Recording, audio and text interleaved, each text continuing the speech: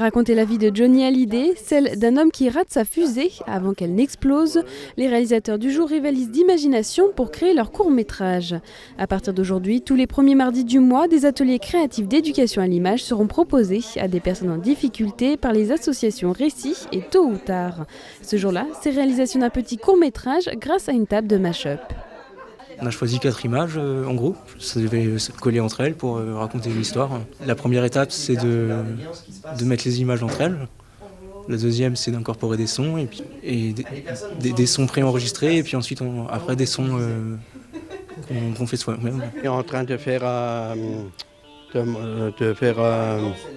reportage avec des chanteurs qui se sont connus à l'époque. C'est un peu différent que comme on voit à la télé, quoi. Quand on voit à la télé, on voit le film, mais là c'est un peu différent.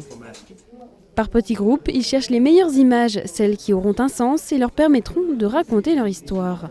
L'occasion de partager et de discuter, mais aussi de réfléchir sur le sens de l'image.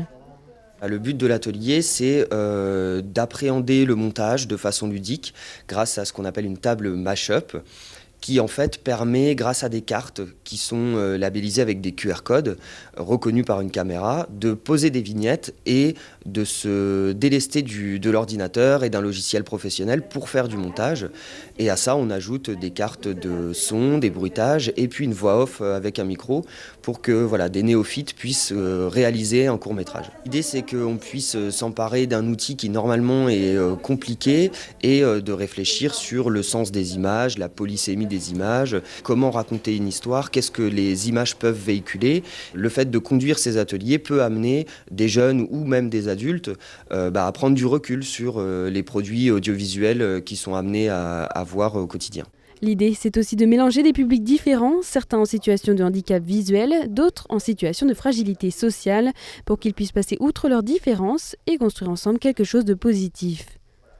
Les publics qui sont suivis par les structures adhérentes à Tôt ou Tard ont généralement plusieurs difficultés, que ce soit sociales, de logement, d'emploi, d'addiction, d'handicap.